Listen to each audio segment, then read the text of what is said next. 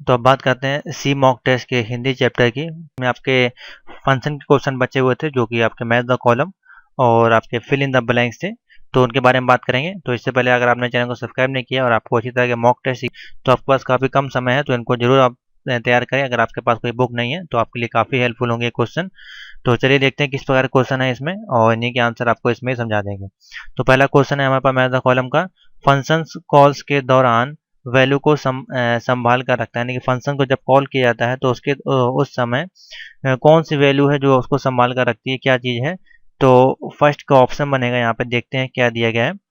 तो फर्स्ट का ऑप्शन बनेगा ई स्टैटिक वेरिएबल। तो फर्स्ट का ऑप्शन में ई लिख देते हैं यहीं पे, जिससे कि आपको समझ में आए।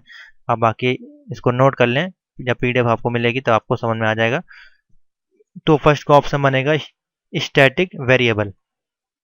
क्वेश्चन नंबर सेटिंग सेकेंड है हमारे पास, वेरिएबल का एड्रेस एक फंक्शन को पास करता है किस रूप में। तो यहाँ पे ऑप्शन बनेगा सेकंड का ऑप्शन बनेगा कॉल बाय रेफरेंस, यानी कि वेरिएबल का एड्रेस एक फंक्शन को पास करता है किसके माध्यम से, कॉल बाय रेफरेंस, यानी कि सेकंड का ऑप्शन बनेगा डी। तो डी में ऑप्शन देख लें, call by reference. Third number है डायनेमिक मेमोरी एलोकेशन, जो होती है वो क्या होती है। तो यहाँ पे ऑप्शन बनेगा थर्ड का डायनेमिक मेमोरी एलोकेशन जो होती है वो माल ओ सी। तो ये आपका दिया गया है ऑप्शन नंबर बी। बी में अगर आप देखें तो ऑप्शन आपको मिल जाएगा माल ओ सी। तो डायनेमिक मेमोरी एलोकेशन होता है MALL OC और ब्रैकेट आपका। 14 नंबर है कॉल बाय वैल्यू, आपका क्या होता है।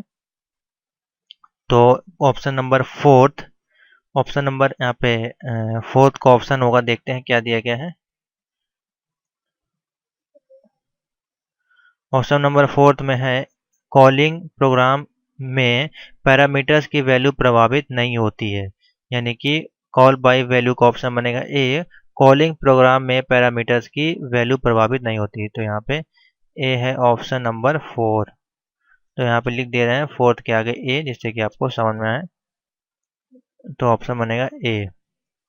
क्वेश्चन नंबर 5 पे कांस्टेंट करेक्टर दिया गया mg इक्वल टू वार्निंग यहाँ पे लिखा गया है, तो किस प्रकार से प्रिंट होकर आएगी वैल्यू। तो फिफ्थ का ऑप्शन बनेगा आई, देखते हैं क्या दिया गया है। तो क्वेश्चन नंबर 5 का ऑप्शन बनेगा एच, के बाद देखते हैं आई। तो 7 बाइट्स जगह घेरता है, यानी कि इसमें 1 2 3 4 5 6 7 दिए गए हैं। तो 7 बाइट्स आपकी जगह घेरेगा ये। फिफ्थ का ऑप्शन बनेगा, क्योंकि करेक्टर है तो करेक्टर को काउंट करेगा, तो एक बाइट में एक करेक्टर होते हैं आपके, तो 7 बाइट हैं, तो 7 करेक्टर आपके हो जाएंगे। तो फिफ्थ का ऑप्शन बनेगा आई। मैं यहाँ लिख दे रहा हूँ आई। 6 नंबर है कॉल ओसी फंक्शन आपका होता है वो क्या होता है। तो 6 का ऑप्शन बनेगा, यहाँ पे देखते हैं ऊपर क्या है। सी ऑप्शन बनेगा इनिशियलाइजेशन के साथ डायनेमिक मेमोरी एलोकेशन। इनिशियलाइजेशन के साथ डायनेमिक मेमोरी एलोकेशन। तो ये हो गया 6 नंबर, यहाँ पे लिख देते हैं 6 के सामने सी। ये हो गया आपका सी ऑप्शन। अगर ऑप्शन ना समझ में आए तो मुझको कमेंट कर दें। 7 नंबर है फंक्शन की आपकी परिभाषा क्या होती है। तो 7 का ऑप्शन बनेगा, यहाँ पे देखते हैं फंक्शन की परिभाषा जो है यहाँ पे आई जे में आपकी दी गई है। फॉर्मल आर्गूमेंट्स, यानी कि फंक्शन की परिभाषा कहलाती है फॉर्मल आर्गूमेंट। तो 7th का ऑप्शन बनेगा जे।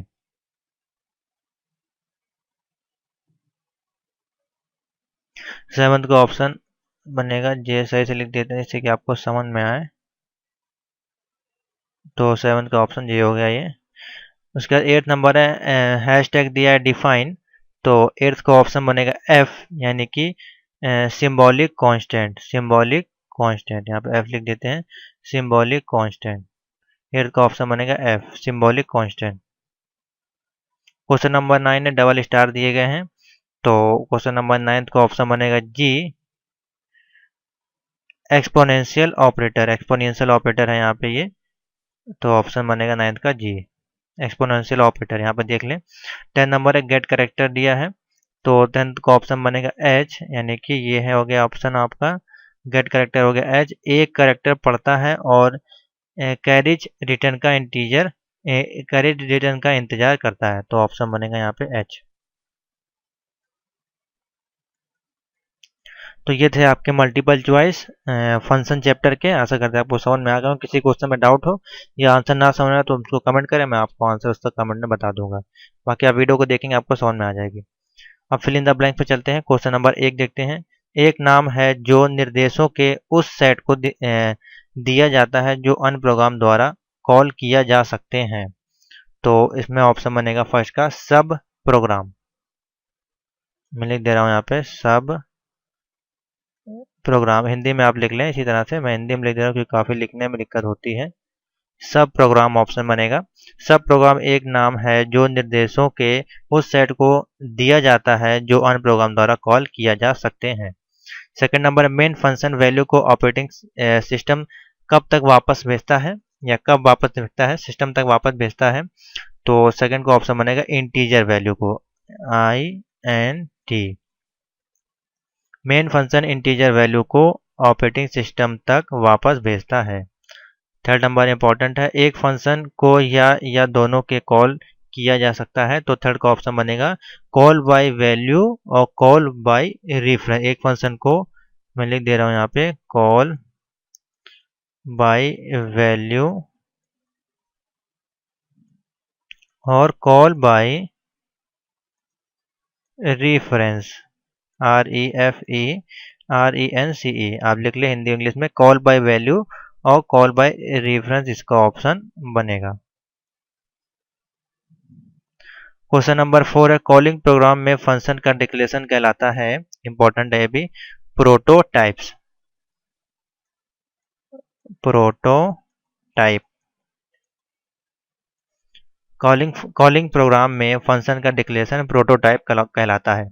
फिफ्थ नंबर है, रिटर्न स्टेटमेंट केवल एक्सप्रेशन ही रिटर्न करता है।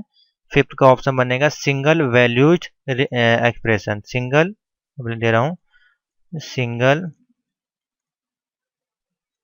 वैल्यू रिटर्न स्टेटमेंट केवल सिंगल वैल्यू एक्सप्रेशन ही रिटर्न करता है। क्वेश्चन नंबर 6 पे चलते हैं।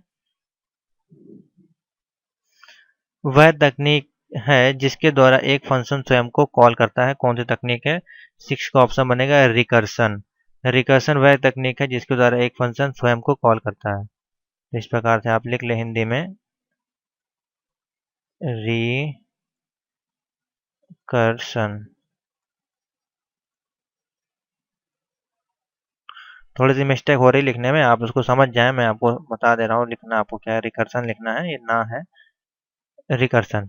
7 नंबर है, प्रोग्रामर को किसी प्रोग्राम को छोटे और अधिक आसानी से मैनेज किए जाने वाले सेगमेंट में विभाजित करने में सक्षम बनाता है। तो 7 का ऑप्शन बनेगा फंक्शन।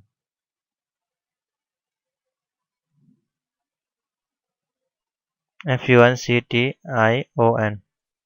जो फंक्शन है प्रोग्रामर को किसी प्रोग्राम को छोटे और अधिक आसानी से मैनेज करने के लिए सेगमेंट से विभाजित करने में सक्षम बनाता है। क्वेश्चन नंबर 8 है, यदि एक फंक्शन दूसरे फंक्शन को कॉल करता है तो बदले में पहले को कॉल करता है, तो यह कहलाता है, 8 का ऑप्शन बनेगा indirect recursion.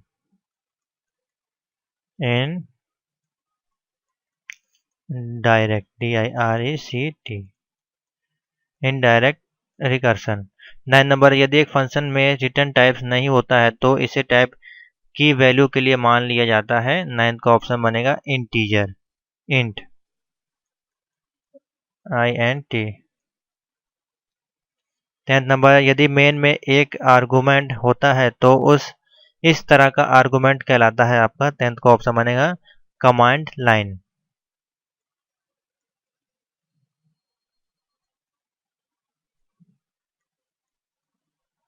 Command line, command line argument कहलाता है। 11 नंबर है, लोकल वेरिएबल को ऑटोमेटिक रूप से कंपाइल द्वारा पर इनिशियलाइज नहीं किया जा सकता। तो 11 का ऑप्शन बनेगा 0। 12 नंबर है, जब एक फंक्शन स्वयं को बुलाता है तो प्रत्येक इन्वोकेशन में वेरिएबल का एक फ्रेश सेट की मिलता है जो पिछले इन्वोकेशन में स्वतंत्र होता है। इस प्रकार से समझे। तो 12 का ऑप्शन जो बनेगा ऑटो।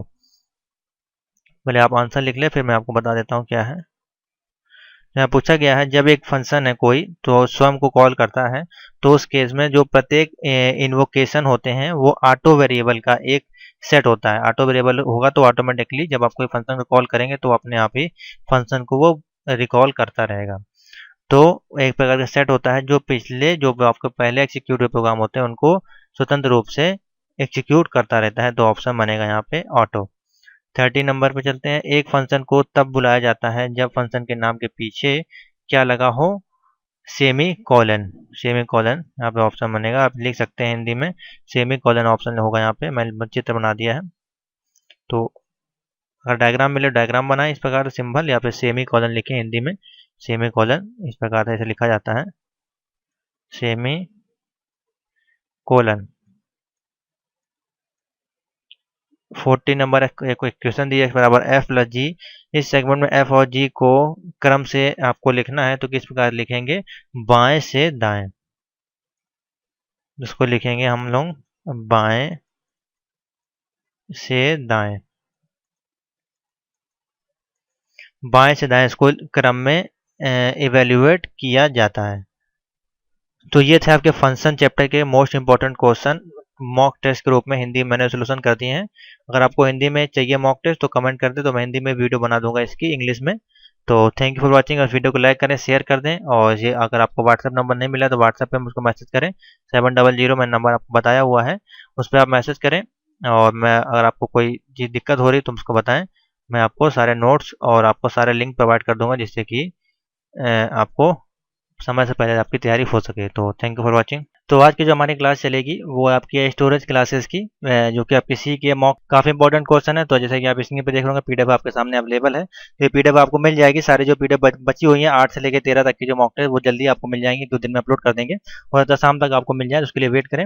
और इससे पहले अगर मैं चैनल को सब्सक्राइब नहीं किया तो प्लीज चैनल को सब्सक्राइब कर लें, बेल आइकन को प्रेस कर लें, क्योंकि आपको इसी तरह की बहुत ज़्यादा इंपॉर्टेंट वीडियो मिलने वाली है, क्योंकि आपके एग्जाम के डेट सब 1 मंथ आपका बचा हुआ, तो आपको तैयारी इस समय काफ़ी है। तो चलिए देखते हैं मल्टीपल चॉइस में, जो कि हमारा चैप्टर है आज का स्टोरेज क्लास का। काफ़ी सिंपल है और ज़्यादा क्वेश्चन भी नहीं है इसमें, तो उसको देखते हैं और समझते हैं किस प्रकार क्वेश्चन पूछे गए। तो पहला क्वेश्चन है आपका इसमें मल्टीपल चॉइस का, कि निम्न प्रोग्राम को देखें। तो इंटीजर दे गया F integer X, static integer Y लिया, वाई बराबर X, Y plus equal to Y, और वाई की वैल्यू रिटर्न हो रही है यहाँ पे, और मेन फंक्शन लगाया। और आगे देखते हैं प्रोग्राम में क्या पूछा गया, क्या आउटपुट इसका आएगा। तो क्वेश्चन देख लें, उसके बाद इसका आउटपुट निकालने की कोशिश करें। वही उसी में आपका आंसर इसमें रहता है।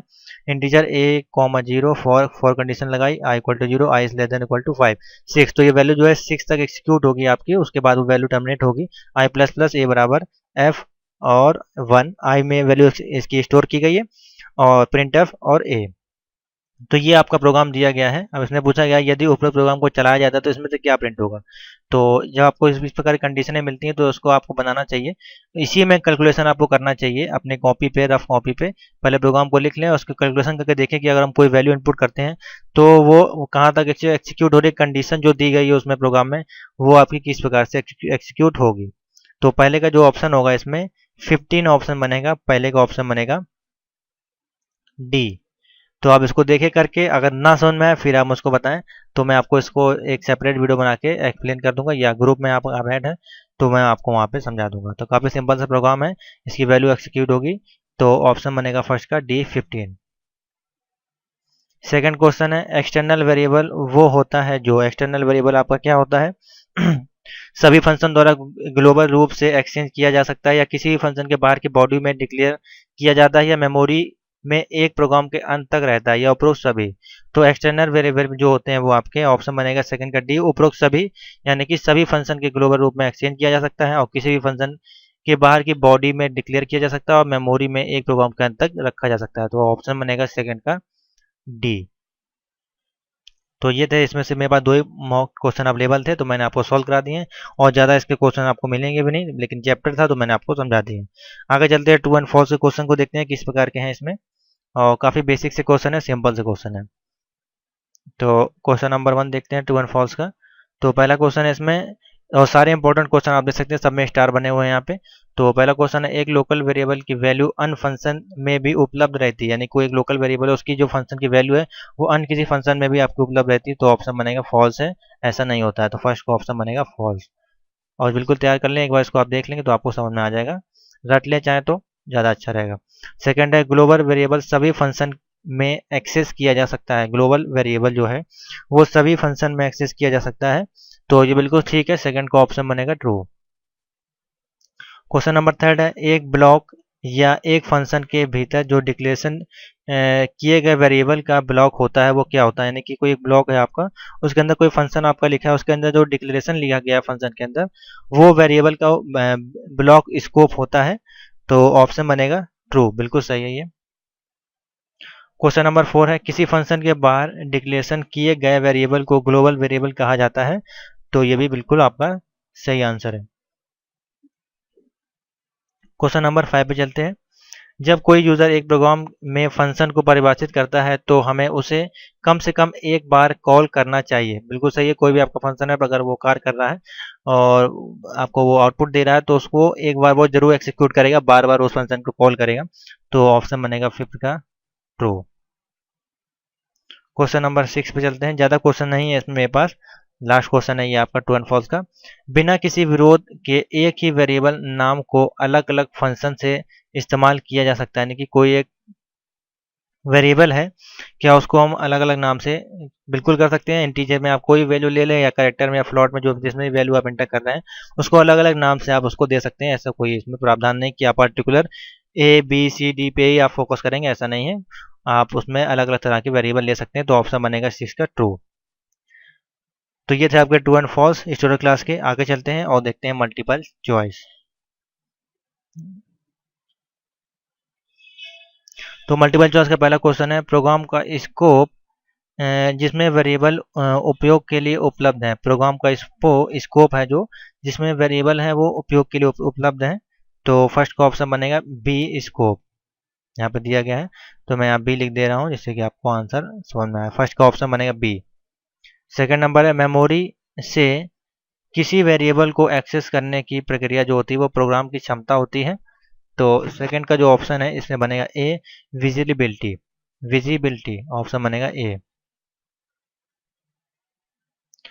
क्वेश्चन नंबर थर्ड है किसी वेरिएबल का लाइफ टाइम समय की वह अवधि होती है जिसमें एक वेरिएबल एग्जीक्यूशन के दौरान मेमोरी में रहता है, तो इसको कहेंगे लाइफ टाइम। ऑप्शन बनेगा थर्ड का D, life time. Question number four है फंक्शन में डिक्लेयर किए गए एक ऑटो वेरिएबल की लाइफ का अंत तब होता है, तो फोर्थ का ऑप्शन बनेगा सी जब फंक्शन के बाहर आ जाते हैं, तो ऑप्शन बनेगा यहाँ पे फोर्थ का सी। क्वेश्चन नंबर फाइव है एक ग्लोबल वेरिएबल का स्कोप होता है आपका, तो फिफ्थ का ऑप्शन बनेगा यहाँ पे ई पूरी प्रोग्राम फाइल। पूरी प्रोग्राम फाइल, फिफ्थ का ऑप्शन बनेगा ई पूरी प्रोग्राम फाइल। तो ये थे कुछ इंपॉर्टेंट क्वेश्चन आपके लिए। दो क्वेश्चन और अवेलेबल हैं, उनको भी देख लेते हैं जो आपके फिल इन द ब्लैंक्स हैं। तो काफ़ी छोटा चैप्टर है, इसमें ज़्यादा क्वेश्चन आते नहीं हैं और अभी इसमें इंपॉर्टेंट टॉपिक आपको वीडियो एक मिलने वाली है जो आपके लिए काफ़ी हेल्पफुल होगी। तो रिक्त स्थानों की पूर्ति करना है। पहला क्वेश्चन है किसी फंक्शन के बाहर आपका डिक्लेरेशन किए गए वेरिएबल को कौन सा वेरिएबल कहा जाता है, तो उसको कहा जाता है ग्लोबल वेरिएबल। तो मैं लिख दे रहा हूँ GLOBAL,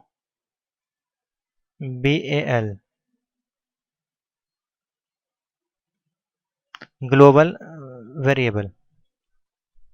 सेकेंड नंबर है फंक्शन जो कोई भी चीज़ रिटर्न नहीं करता है का रिटर्न टाइप होता है, तो सेकंड का ऑप्शन बनेगा जो आपका वॉइड होता है वो आपका कोई रिटर्न आपको नहीं देता है, तो कौन सा फंक्शन होगा वॉइड।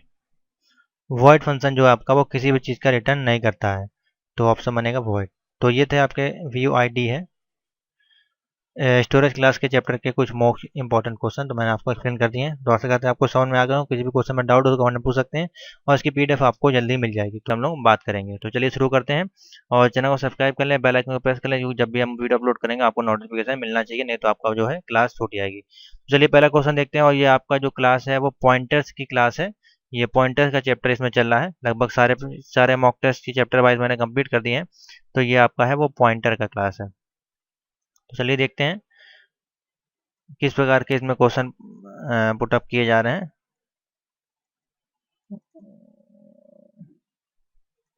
तो पहला क्वेश्चन देखते हैं, पॉइंटर्स को समझना कभी कभी मुश्किल होता है, क्यों? पॉइंटर को समझना मुश्किल क्यों होता है वो देखते हैं, क्या क्या ऑप्शन दिए गए हैं। वो हमारी पहुंच से बाहर के डेटा को पॉइंट करते हैं। वे दो अलग अलग चीज़ों को रेफर करने के लिए एक जैसे सिंबल्स का उपयोग करते हैं। या कुछ लैंग्वेज में इन डायरेक्शन का आइडिया इस्तेमाल नहीं होता है। या डी ऑप्शन है हमारा, बी और सी दोनों। तो पहले का ऑप्शन बनेगा डी बनेगा। बी और सी दोनों आपके ठीक होंगे। वो दो अलग अलग चीज़ों को रेफर करने के लिए एक जैसे सिंबल्स का उपयोग करते हैं और कुछ लैंग्वेज में इन डायरेक्शन का आइडिया इस्तेमाल नहीं होता है। तो फर्स्ट का ऑप्शन बनेगा डी। क्वेश्चन नंबर सेकंड, इनमें से क्या पॉइंटर्स उपयोग करने के कारण है? पॉइंटर्स उपयोग करने के इसमें से कारण आपको बताने हैं। एरेज के भागों को मैनिपुलेट करने के लिए, या अधिक सुविधाजनक तरीके के से खास प्रोग्राम को रेफर करने के लिए, या एक फंक्शन से एक से अधिक वैल्यू रिटर्न करने के लिए, या ए और सी दोनों।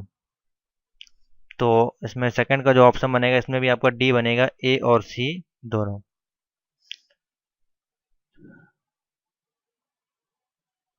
क्वेश्चन नंबर थर्ड पे चलते हैं। पॉइंटर को परिभाषित करने का सही तरीका क्या है? यानी पॉइंटर को अगर आपको डिक्लेरेशन करना है तो किस प्रकार से उसका इंटीजर वैल्यू लिखी जाएगी? तो थर्ड का ऑप्शन बनेगा इसमें इंटीजर स्टार पीटीआर, इस प्रकार से लिखते हैं। तो ऑप्शन बनेगा थर्ड का बी। इस प्रकार से इंटीजर की वैल्यू हम लोग पुट अप करते हैं। क्वेश्चन नंबर 4 है, float star F P T R इस एक्सप्रेशन में क्या टाइप फ्लॉट को रिप्रेजेंट करता है? टाइप फ्लॉट को क्या रिप्रेजेंट करता है? F P T R variable, या एफ पी टी आर का एड्रेस, या एफ पी टी आर के द्वारा पॉइंट किया गया वेरिएबल, या उपरोक्त में से कोई नहीं। तो फोर्थ का ऑप्शन बनेगा सी, एफ पी टी आर के द्वारा पॉइंट किया गया वेरिएबल। क्वेश्चन नंबर 5 पे चलते हैं। तो क्वेश्चन नंबर 5 है हमारे पास। क्वेश्चन नंबर 5 है, यह मानते हुए कि स्प्रेड एक इंटीजर टाइप की वन डायमेंशनल एरे है, इनमें से क्या एरे के तीसरे एलिमेंट की वैल्यू के रूप में जाना जाता है? तो फिफ्थ का ऑप्शन बनेगा ए स्टार स्प्रेड्स प्लस 2। नोट कर लें, इनको तैयार कर लें सिर्फ आप। थोड़ा सा होता है आपको क्लियर ना दिखाई दे रहा हो, क्योंकि स्क्रीनशॉट लेने में काफ़ी क्लियरिटी नहीं आती है स्कैन करने के बाद। तो मैं पीडीएफ आपको दे दूंगा तो आपको समझ में आ जाएगी। यदि आप एक टू डायमेंशनल एरे में दो रोज के को एक्सचेंज करना चाहते हैं तो इसका सबसे तेज तरीका आपको कौन सा है? दो लोगों को आपको एक्सचेंज करना है, दो रोज को। तो सिक्स का ऑप्शन बनेगा डी, रोज के एड्रेस को पॉइंटर्स के एक एरे में स्टोर करें और फिर पॉइंटर को एक्सचेंज करें। यानी कि रोज के एक एड्रेस को एक्सचेंज कर लें एक एरे में, और उसके बाद फिर पॉइंटर को एक्सचेंज करेंगे तो आपका जल्दी एक्सचेंज हो जाएगा। तो सिक्स का ऑप्शन बनेगा डी। क्वेश्चन नंबर 7 पे चलते हैं। क्वेश्चन नंबर 7 है, पॉइंटर इसमें से क्या है आपको बताना है। तो सेवंथ का ऑप्शन बनेगा बी, वेरिएबल होता है जिसमें एड्रेस स्टोर किए जाते हैं। पॉइंटर एक वेरिएबल होता है जिसमें एड्रेस स्टोर किए जाते हैं। क्वेश्चन नंबर 8 है, आपका एक प्रोग्राम दिया गया है यहाँ पे बना के। तो प्रोग्राम को देखें, क्या कंडीशन इसमें दी गई। Integer star i p T r, i लिएगा आई की बराबर 12, p T r i into i हो रहा है, फिर प्लस प्लस हो रहा है, और फिर आई p T R value store हो गई। ऊपर उसका कोड क्या प्रिंट होके आएगा? तो कोड देखें, इसको लिखे कंप्यूटर में। तो एट्थ का ऑप्शन बनेगा बी, 13 और 144 इसका प्रिंट होके आएगा। आप इसको मल्टीप्लाई करके देखें, जो वैल्यू पुटअप की गई है उसके अनुसार 12 इंटू 12 हो गया आपका 144, और 12 और यहाँ प्लस 1 हो रहा है, तो यहाँ पे वैल्यू आएगी 13। इस प्रकार से इसका कैलकुलेशन होगा। तो ऑप्शन बनेगा बी। 9 नंबर है, नेम प्रोग्राम का आउटपुट क्या होगा? प्रोग्राम देखें पहले किस प्रकार से। इंटीजर एरे 1 2 3 4 लिए गए। Main integer a p T r b comma c, a बराबर 51% कॉमा 26 है यहाँ पे। और प्रोग्राम को देखें, उसके अनुसार आप फिर प्रिंट इसको पूरा आप लिख लेंगे तो आपको आउटपुट समझ में आ जाएगा किस प्रकार से इसका आउटपुट आएगा। तो नाइन्थ का जो ऑप्शन बनेगा वो बी ऑप्शन बनेगा, 27 29 और 54। 27 29 और 54 इसका आउटपुट आएगा। आप इसको निकाल के देखें, अगर नहीं आता उसके बाद ही समझ में तो फिर मुझको बताएं। क्वेश्चन नंबर 10 है, क्वेश्चन नंबर 10 है V1 और V2 की वैल्यू आपको बतानी है। तो integer V1 V2 लिएगा, integer V बराबर 3 इंटर स्टार PV, और V1 बराबर 2 इंटू वी प्लस 5 है, V2 बराबर 2 इंटू PV प्लस 5 है। तो वैल्यू को आप एक एक में पुटअप करते जाएं, उसके बाद ये कैलकुलेशन करते जाएंगे तो आपकी इसको वैल्यू पता चलेगी किस प्रकार से आउटपुट आएगा। तो इसका जो आंसर आएगा वो ऑप्शन आएगा ए, V1 इक्वल टू 16 और V2 इक्वल टू 16। आप निकाल के देखें इसमें कैलकुलेशन करके, मैथ का सवाल है ये, रफ में आप करके देखें। 11 नंबर है, एक पॉइंटर को डिक्लेरेशन करने का सही तरीका क्या है। तो 11th का ऑप्शन बनेगा इसमें बी, इंटीजर स्टार PTR। आपको बताया गया था, ये पहले भी आ चुका है क्वेश्चन। 12th नंबर है, नेम स्टेटमेंट को देखें। तो ये स्टेटमेंट दिया गया है आपका, इसको देखें और इसका आउटपुट बताएं, फिर आपको क्या आना चाहिए। 5 है, 2 3 4 1 9, PV I बराबर 4 है। तो इनमें से सी में एक वैलिड स्टेटमेंट नहीं है। तो 12th का इंपॉर्टेंट क्वेश्चन है ये। 12th का ऑप्शन बनेगा D, PV equal to PV into 1। Question number 13 पे चलते हैं।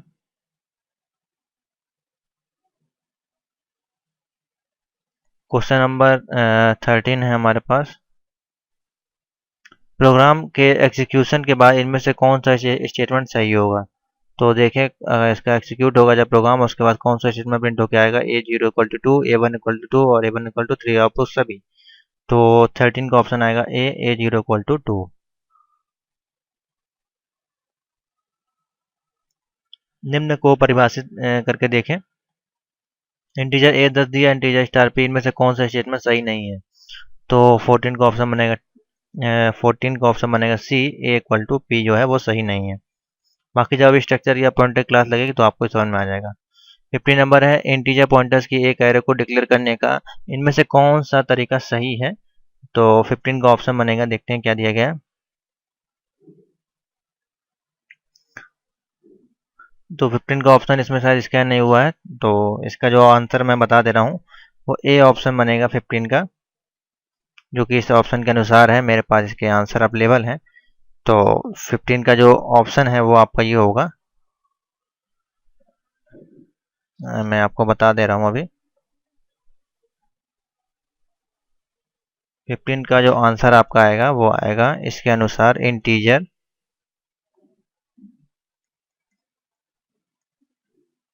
या इस क्वेश्चन को आप छोड़ दें क्योंकि आपके पास 4 ऑप्शन नहीं होंगे तब तक आप इसको कर नहीं पाएंगे। तो ARR ब्रैकेट में 10, ये स्टेटमेंट जो इसके अनुसार ठीक होगा, बाकी जो स्टेटमेंट है वो आपके गलत होंगे। तो आगे बढ़ते हैं, ट्रू एंड फॉल्स को देखते हैं। इसको आप छोड़ दें इस क्वेश्चन को, 14 क्वेश्चन आप मैच कर लें।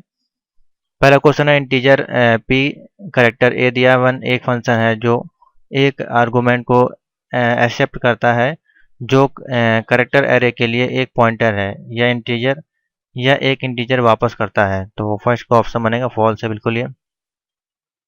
क्वेश्चन नंबर सेकंड है, इंटीजर पी दिया 10, एक 10 एलिमेंट वाले इंटीजर एरे के लिए पॉइंटर करता है, ये तो ये भी आपका ये ट्रू है। थर्ड नंबर है, फ्लोट में दिया है PV equal to null, pointer variable के सही इनिशियलाइजेशन का एक उदाहरण है। तो थर्ड का ऑप्शन बनेगा फॉल्स है ये। क्वेश्चन नंबर 4 पे चलते हैं। स्टार PTR प्लस प्लस दिया को इसके द्वारा पॉइंट की जा रही किसी भी चीज को एक्सेस करने के बाद इंक्रीमेंट करता है। तो फोर्थ का ऑप्शन बनेगा इसमें, फोर्थ का ऑप्शन ट्रू होगा ये। 5 नंबर है, स्टार द्वारा ऑपरेटर का एड्रेस प्राप्त किया जा सकता है। फिफ्थ का ऑप्शन बनेगा फॉल्स है ये। क्वेश्चन नंबर 6 है, पॉइंटर के एक कांस्टेंट वैल्यू ऐड करने की अनुमति है लेकिन दो पॉइंटर्स को जोड़ना जो एक टाइम के हो संभव नहीं है। तो 6 का ऑप्शन बनेगा फॉल्स। 7 है, पहली बाइट के एड्रेस का बेस एड्रेस कहाँ होता है। तो 7th का ऑप्शन बनेगा इसमें ट्रू है बिल्कुल। 8 नंबर, एरे फंक्शन के द्वारा रिटर्न नहीं किए जा सकते जबकि एरे के पॉइंटर रिटर्न किए जा सकते हैं। तो ये बिल्कुल सही कंडीशन है। 9 नंबर है, करेक्टर दिया गया, यह स्टेटमेंट बताता है कि जेड एक फंक्शन है जो पॉइंटर्स की एक एरे को एक पॉइंटर रिटर्न करता है जो कि अंत में करेक्टर फंक्शन रिटर्न करता है। तो 9 का ऑप्शन बनेगा ट्रू है बिल्कुल, और इम्पोर्टेंट भी है, नोट कर लें। 10th नंबर है पॉइंटर वेरिएबल अधिक से अधिक 2 लेवल गहरा नहीं हो सकता, तो 10th का ऑप्शन बनेगा फॉल्स है। क्वेश्चन नंबर 11, एरे का एड्रेस एक पॉइंटर कांस्टेंट होता है, तो 11 का ऑप्शन बनेगा ट्रू।